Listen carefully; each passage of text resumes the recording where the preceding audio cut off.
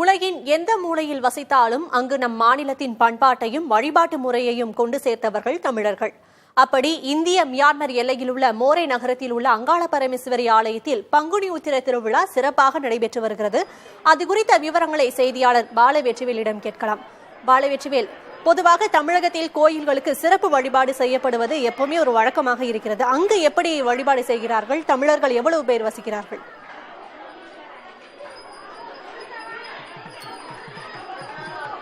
சக்தி, இந்திய மியான்மர் எல்லையோரத்தில் அமைந்திருக்கிற மோரே நகரத்தில் உள்ள அங்காள பரமேஸ்வரி கோயில்ல தான் நம்ம இருக்கிறோம். பங்குனி உத்திர திருவிழா மிகவும் சிறப்பாக நடைபெற்று வருகிறது.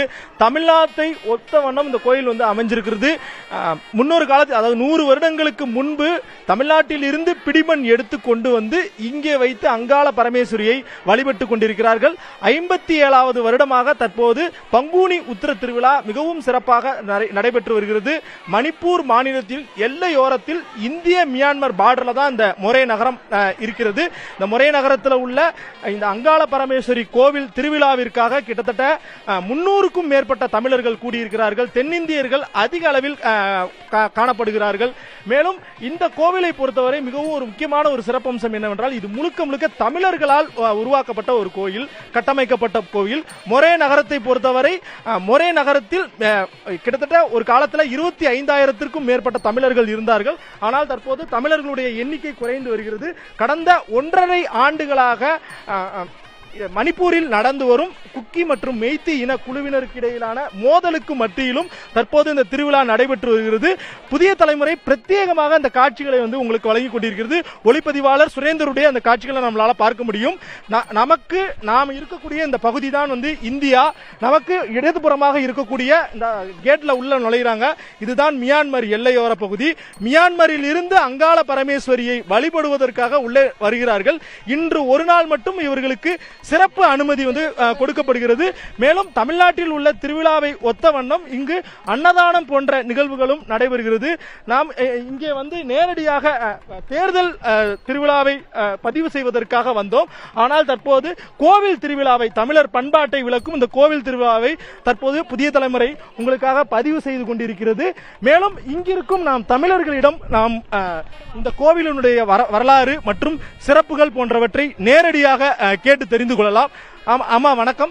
நீங்க இந்த கோயில் திருவிழா கலந்துகிட்டு இருக்கீங்க. நீங்க எவ்வளவு வருஷமா அந்த மொரே நகரத்துல இருக்கிறீங்க, சொல்லுங்க. 50 வருஷமா இருக்கும். 50 வருஷமா இருக்கும். இந்த கோயிலோட சிறப்பு என்ன? இன்னைக்கு இந்த எத்தனை நாள் திருவிழா நடைபெறும், அதை பற்றி எல்லாம் சொல்லுங்க.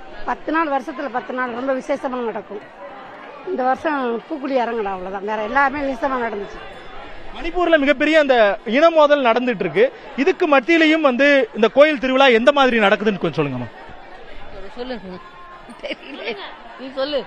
மணிப்பூர் கோயில் அந்த கலவரத்துக்கு மத்தியிலும் இந்த கோவில் திருவிழா எந்த மாதிரி நடக்குதுன்னு சொல்லுங்க. சந்தோஷமா நடக்குது. ஏன்னா வருஷம் வருஷம் நடத்துற திருவிழா நிப்பாட்ட முடியாது. அதனால ஏதோ எங்களால முடிஞ்சது கோயிலுக்குள்ளேயே நடத்துறோம். ஆமா, நீங்க சொல்லுங்க.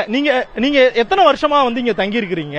இப்போ தமிழர்கள் எத்தனை பேர் இங்க இருக்கிறாங்க? தமிழர்கள் சந்திக்கக்கூடிய பிரச்சனைகள்லாம் என்னென்னு கொஞ்சம் சொன்னீங்கன்னா. பேசுவாங்க. நான் 30 வருஷமா இருக்கேன். 30 வருஷமா இருக்கீங்க. என்ன வியாபாரம் பாக்குறீங்க? நான் வியாபாரம் பாக்குறேன். தொடர்ச்சியாக சக்தி இங்கு உள்ள திருவிழாவினுடைய அந்த காட்சிகளை நம்மளால பார்க்க முடியுது. வலதுபுறத்தில் அன்னதானம் போன்றவையும் நடைபெற்று வருகிறது. இங்கு மொரேவில் உள்ள தமிழ் சங்கத்தின் சார்பில் இங்குள்ள ஏற்பாடுகள் செய்யப்பட்டுள்ளது. இந்த கோவிலை ஒரு எல்லை சாமி என்றே சொல்லலாம். இந்தியாவிற்கும் மியான்மரிற்கும் எல்லையோரத்தில் அமைஞ்சிருக்கதன் காரணமாக இந்த கோவில் 2 நாட்டிற்கும் ஒரு நட்பு இலக்கணமாக விளங்குவதாகவே கூறப்படுகிறது.